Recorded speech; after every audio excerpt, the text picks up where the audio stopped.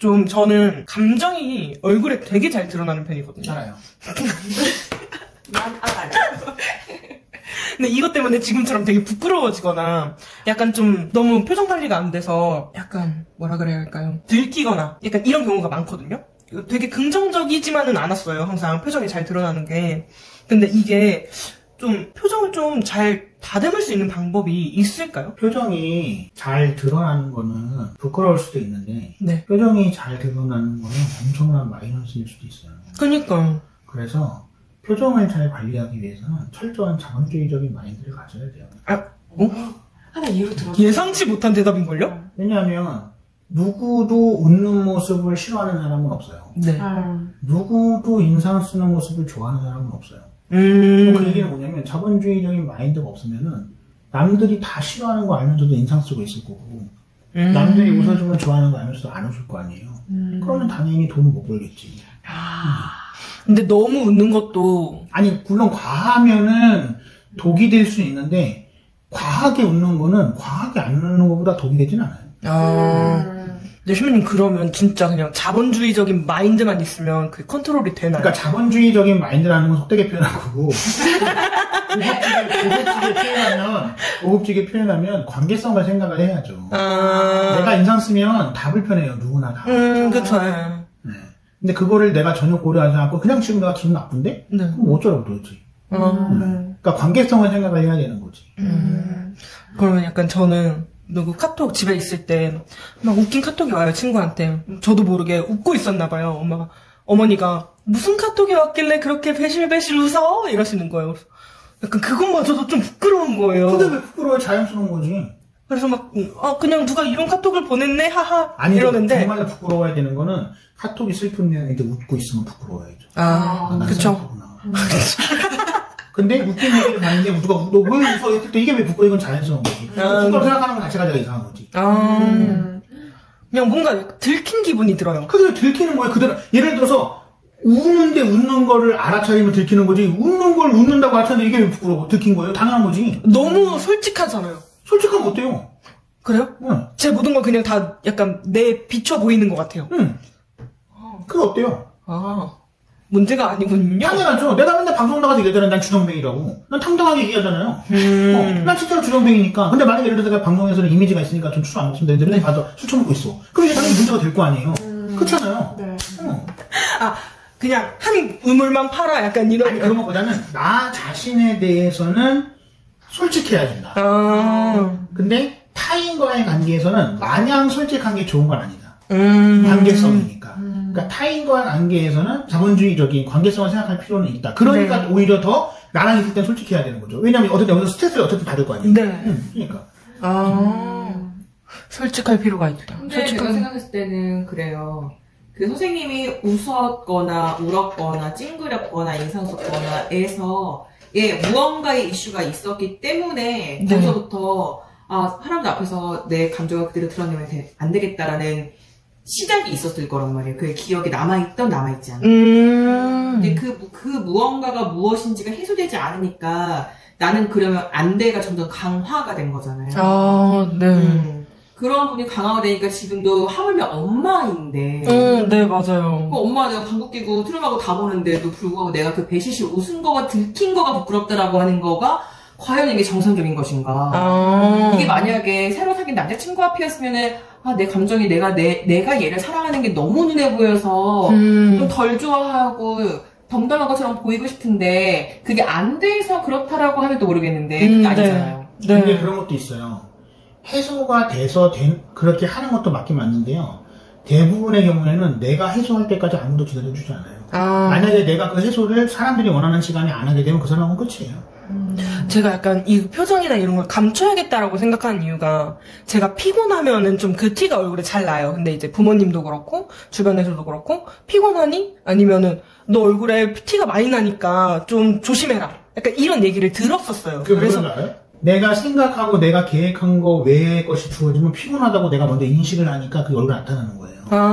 누구나 다 내가 생각하고 계획하지 않은 게 드러나면, 그러니까 나타나면 피곤하거든요. 근데 이 사람은 잘 모르겠는데 저 같은 경우에는 내가 피곤하다고 하는 것을 드러내는 순간 내가 다른 사람들한테 못하다는 걸 인정해야 되니까 나는 그게 죽기보다 싫어. 그러니까 나는 내가 페이소처럼 더 웃어. 이러면서. 그래서, 안 피곤하대요? 어차피 늙으면 평생 누워있을 뭐 피곤하게 무슨 의미가 이렇게 얘기를 하는 거잖아요. 그러니까 이제 그거는 사람의 성격 차이는 좀 있는 건데, 아마도 제 생각에는 만약에 재윤 씨가 그런 거라고 한다면은, 아까 우리가 오전에 얘기했던 것처럼 내 생각과 내 계획이 아닌데, 이게 계속 깔려 있으니까, 그게 계속 쌓여서 그렇게 돼 있으니까 그 자체가 지금 잘못되어 있는 거예요. 왜냐면 세상은 피곤하지 않은 일을 안 만들 수는 없어요. 그쵸. 계속 왜냐면 생기죠. 생각해보세요. 가톨릭 교회에서 제일 큰 사람이 교황님이잖아요? 네. 세상에서 교황님이 제일 피곤해요. 가톨릭 교회에서는. 전 세계 대통령 중에서 미국 대통령이 제일 피곤하잖아요? 근데 미국 교황님이 피곤한 척을 내.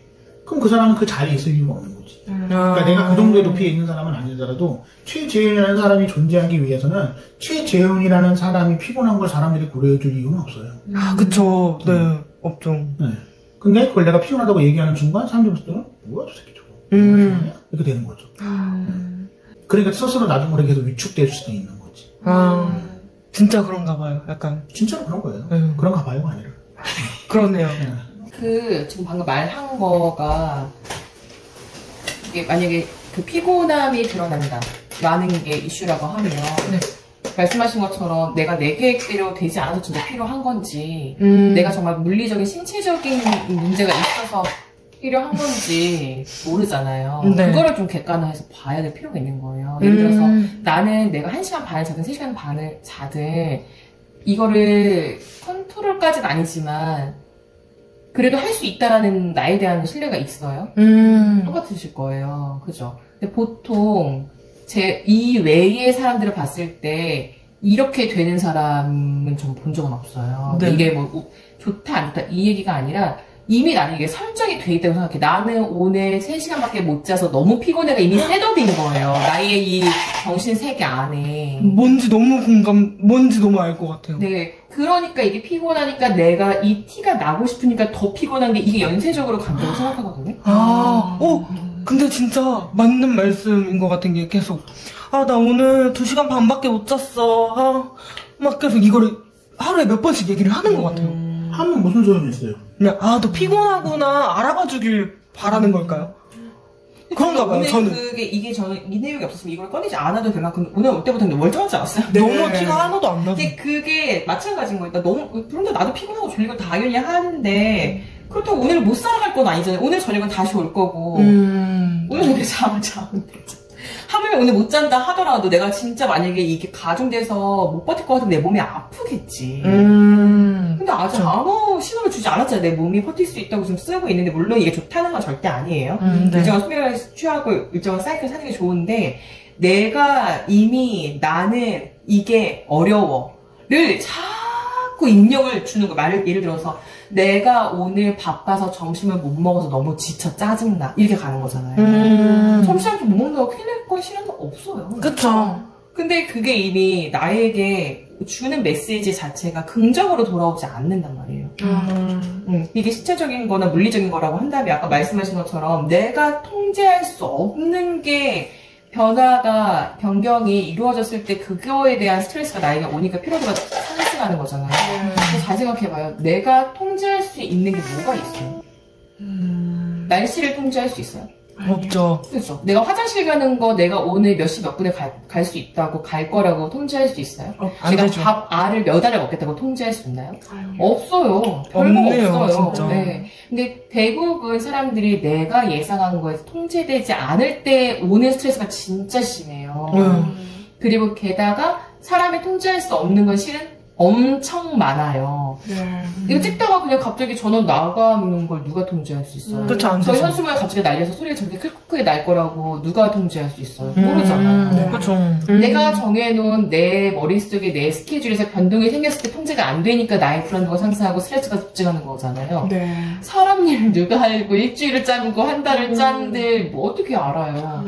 이런 인정이 실현되지 않으니까 요즘에 그 청년이나 그런 그 MZ세대라고 하는 친구들이 에이 안 해. 집에 갈래. 집에 있는 게 제일 좋아. 포기가 되게 빨라진 느낌이긴 해요.